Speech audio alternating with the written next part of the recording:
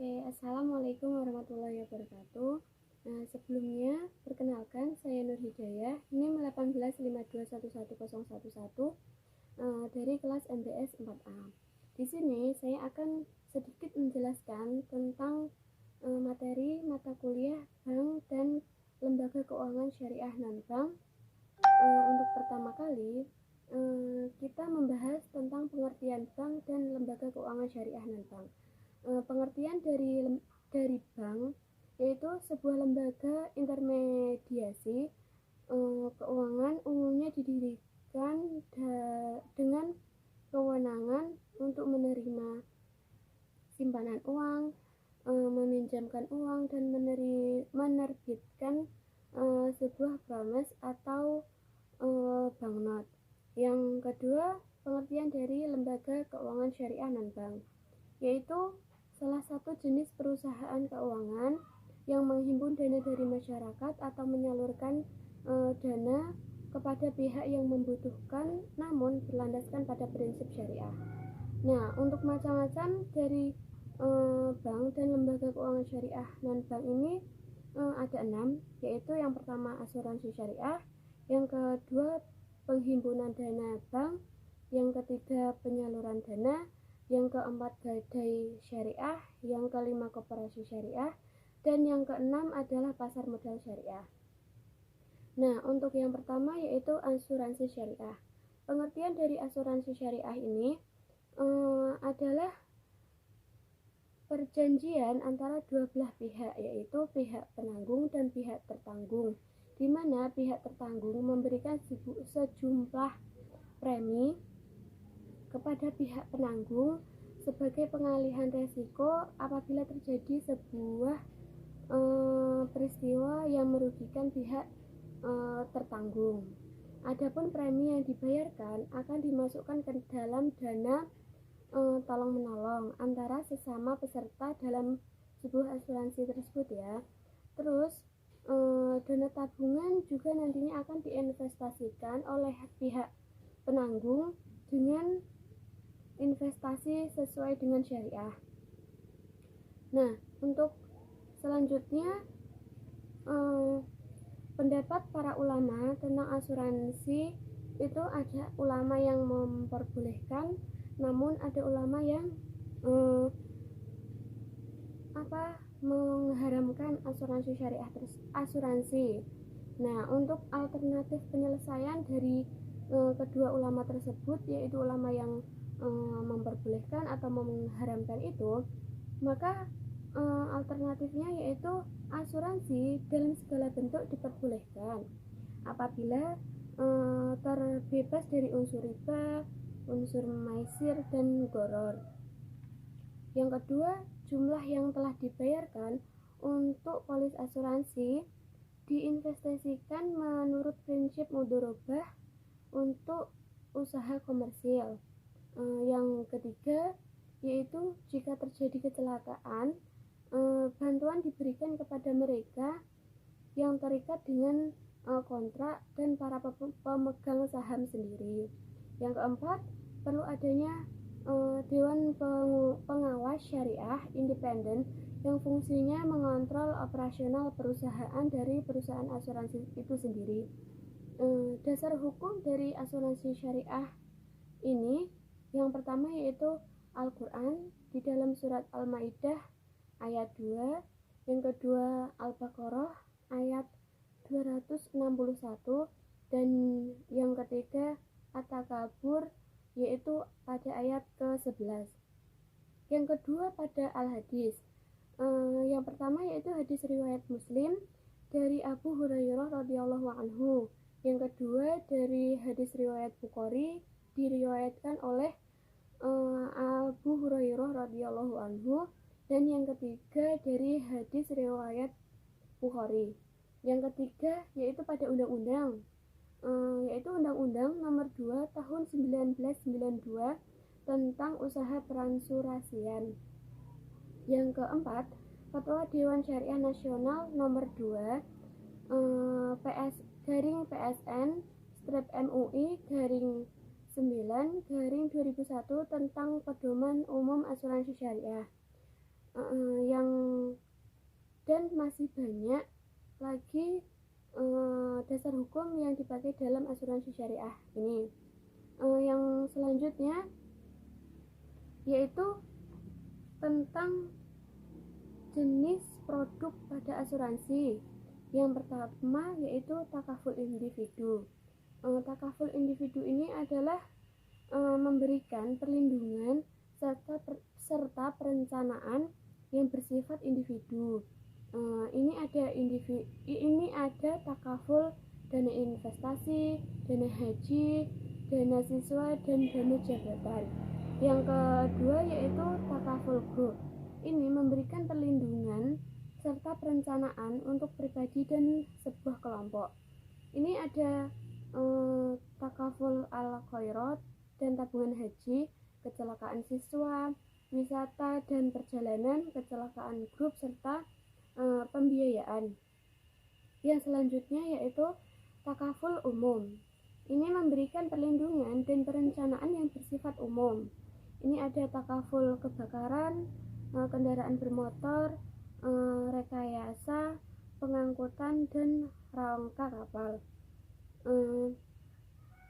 Yang selanjutnya yaitu kendala mengembangkan asuransi syariah. Itu ada beberapa ya, namun diantaranya yaitu terbatasnya produk yang ditawarkan asuransi syariah tersebut. Asuransi masih dalam proses mencari bentuk, serta SDM dalam asuransi syariah masih sangat rendah. Itu 3 di antara beberapa kendala dalam pengembangan asuransi syariah. Yang selanjutnya yaitu akad dalam asuransi syariah. Itu ada akad tabaru, yaitu dan dana tabaru dikhususkan sebagai dana tolong menolong. Yang selanjutnya yaitu akad mudharabah musyarakah, yaitu perpaduan dari akad mudharabah dan musyarakah. Yang ketiga yaitu akad wakalah bil ujrah. Ini pemberian kuasa dari peserta kepada perusahaan asuransi untuk mengelola dana peserta dengan imbalan pemberian ujrah. Yang selanjutnya yaitu perbedaan asuransi syariah dengan asuransi sendiri. Pada asuransi syariah bersumber dari wahyu ilahi, yaitu Al-Quran dan hadis. Yang komersional itu bersumber dari pikiran manusia dan juga kebudayaan. Asuransi syariah menggunakan akad tabaru dan tijarah, sedangkan pada konvensional yaitu menggunakan akad jual beli. Asuransi syariah misi utamanya adalah akidah, ibadah, ekonomi, dan juga pemberdayaan umat. Namun dalam asuransi konvensional misi utama yaitu ekonomi dan juga sosial. Asuransi syariah ini mempunyai beberapa prinsip, yaitu saling tanggung jawab, bekerja sama, dan melindungi dari semua penderitaan. Yang selanjutnya yaitu penghimpunan dana bank. Untuk pengertian dari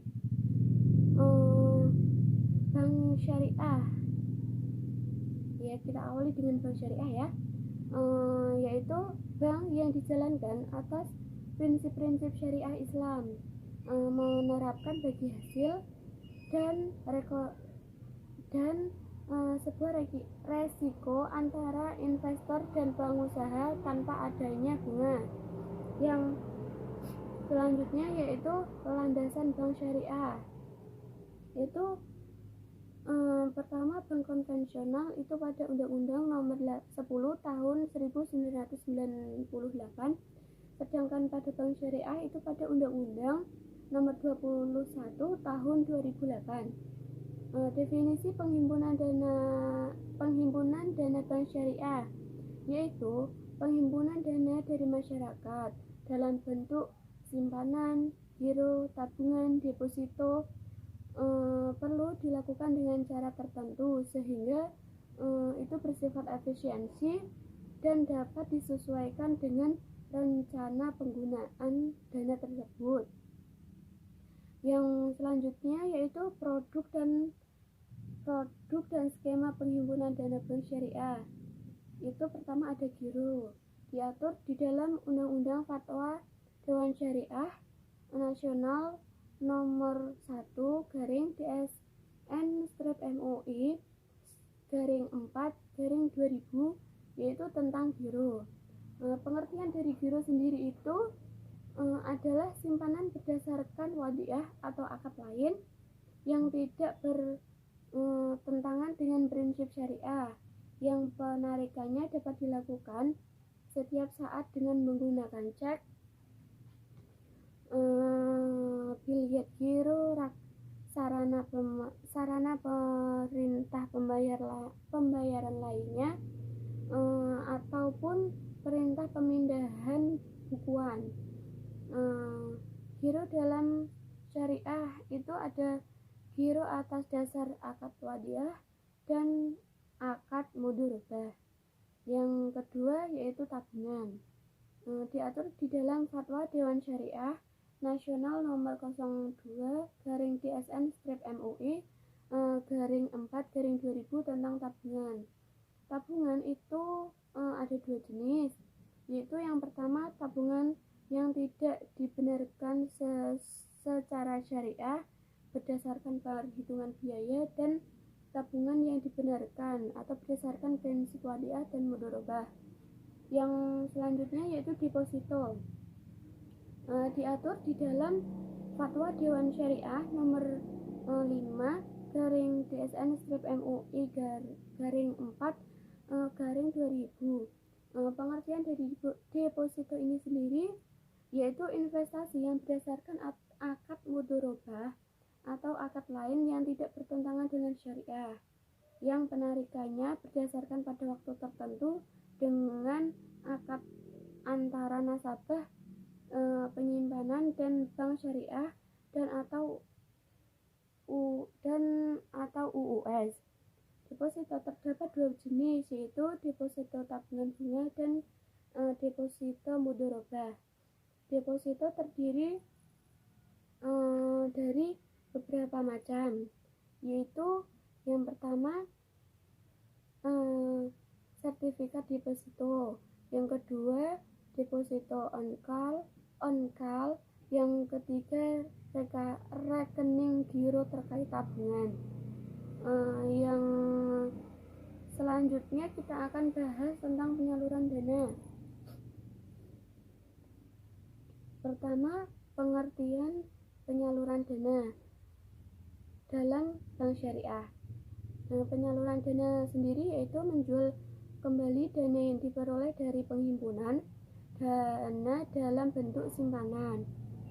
Yang kedua, tentang teori penyaluran atau pembiayaan dana menurut para ahli resiko dalam perbankan syariah menurut Al-Haran tahun 1999. Itu ada 3, yaitu return earning financing, yaitu tujuannya mencari keuntungan. Kedua, return free financing, yaitu tidak mencari keuntungan, ditujukan kepada orang yang benar-benar membutuhkan. Yang ketiga yaitu charity financing, yaitu diberikan pada orang miskin dan membutuhkan, tidak ada klaim terhadap pokok dan keuntungan. Yang ketiga yaitu pembagian bank syariah produk penyaluran dana. Pertama ada prinsip jual beli, yang kedua ada prinsip ijarah, dan yang ketiga ada prinsip syirkah. Yang selanjutnya yaitu mengaplikasikan bank syariah produk penyaluran dana, yaitu pertama tentang pendekatan pooling of funds, yang kedua pendekatan asset allocation atau conversion of fund. Yang selanjutnya yaitu gadai syariah. Pengertian dari gadai syariah sendiri yaitu perjanjian antara seseorang untuk menyerahkan harta benda berupa emas, perhiasan, atau kendaraan atau harta benda lainnya sebagai jaminan pada seseorang atau lembaga penggadaian syariah berdasarkan hukum gadai syariah. Landasan gadai syariah ini ada Al-Quran surat Al-Baqarah ayat 283, hadis Aisyah radhiyallahu anhu diriwayatkan oleh Imam Muslim, dan yang ketiga hadis dari Anas bin Malik radhiyallahu anhu diriwayatkan oleh Ibnu Majah. Selanjutnya yaitu rukun dan syarat gadai. Yang pertama yaitu rukun, itu ada sigot, penerima gadai, pemberi gadai, barang gadai, dan juga pinjaman.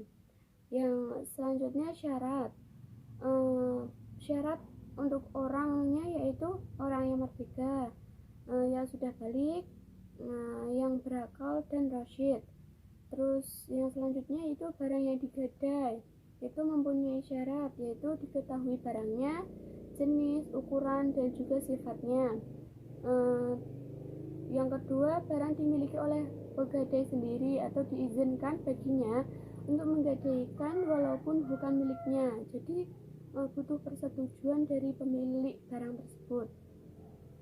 Nah, jenis akad pada gadai syariah ini ada dua, yaitu ada akad gadai Qard al-Hasan, itu ada akad Qard al-Hasan, yaitu bertujuan untuk mendapatkan uang tunai yang diperuntukkan untuk konsumtif.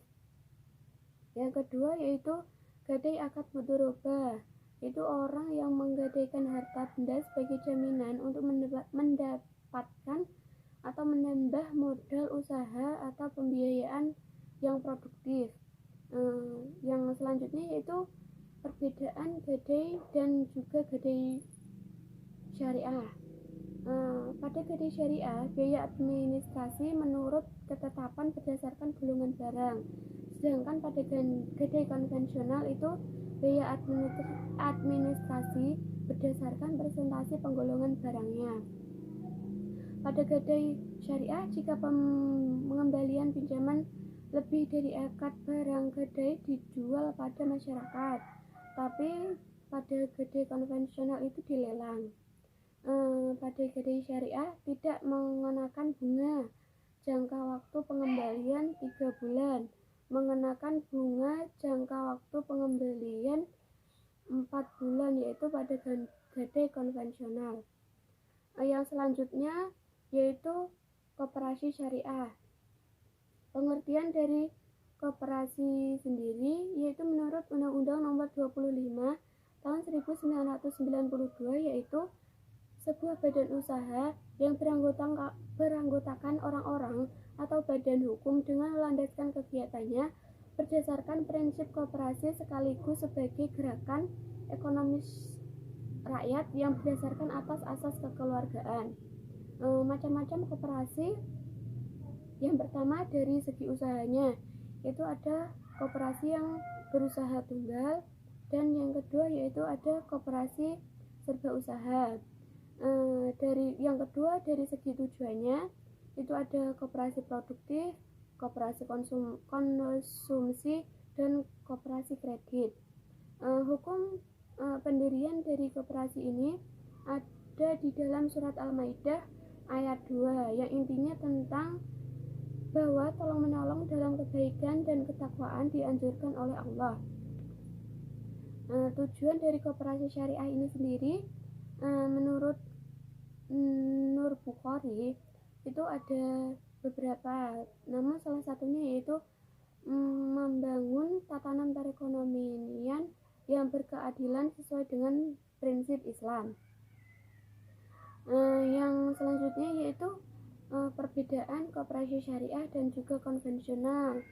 Pertama, koperasi syariah menggunakan prinsip Islam, tetapi pada koperasi konvensional menggunakan prinsip yang berdasarkan pada asas kekeluargaan. Koperasi syariah menggunakan konsep syirkah mufawadah, sedangkan konvensional dibentuk secara sukarela. Koperasi syariah tidak ada sistem bunga, tetapi pada konvensional melakukan sebuah sistem bunga. Yang selanjutnya yaitu tentang pasar modal syariah, yaitu pertama, pengertian pasar modal syariah. Pasar modal syariah yaitu pasar modal yang seluruh mekanismenya terutama mengenai emiten, jenis efek yang diperjualbelikan dan mekanisme perdagangannya sesuai dengan prinsip syariah. Yang selanjutnya yaitu landasan pada pasar modal syariah, ada beberapa pada fatwa DSN MUI. Nama salah satunya yaitu berada pada nomor 20 garing DSN MUI garing 9 tahun 2000. Yang selanjutnya pada Al-Quran yaitu surat Al-Baqarah ayat 275. Ketiga yaitu prinsip pasar modal syariah sendiri, itu ada 3, yaitu tidak boleh mengandung riba, tidak boleh mengandung goror atau ketidakpastian, dan tidak boleh mengandung maisir atau judi. Karakteristik pada pasar modal syariah yaitu menurut Mokhtar Muhammad Metwali itu ada beberapa, namun diantaranya yaitu semua saham harus diperjualbelikan pada bursa efek, dan kedua yaitu saham dapat dijual dengan harga di bawah HST, dan yang ketiga yaitu perusahaan hanya dapat menerbitkan sebuah saham baru dalam periode perdagangan dengan harga HST. Yang selanjutnya yaitu peran pasar modal syariah. Salah satu perannya yaitu mempermudah perusahaan dalam membagi penggolongan keuangan internal. Selanjutnya, manfaat pasar modal syariah ini yaitu salah satu manfaat dari pasar modal ini yaitu memisahkan fluktuasi jangka pendek pada operasi kegiatan bisnis. Sedangkan produk dan akad dalam pasar modal syariah ini ada beberapa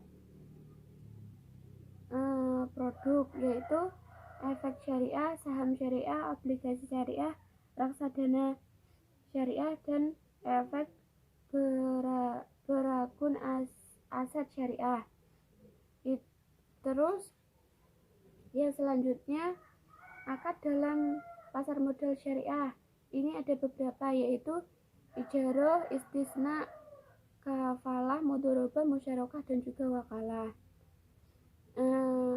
Ada berbagai perbedaan investasi di dalam pasar modal syariah dan konvensional ya, dan juga ada sebuah peluang dan juga tantangan dalam pasar modal syariah.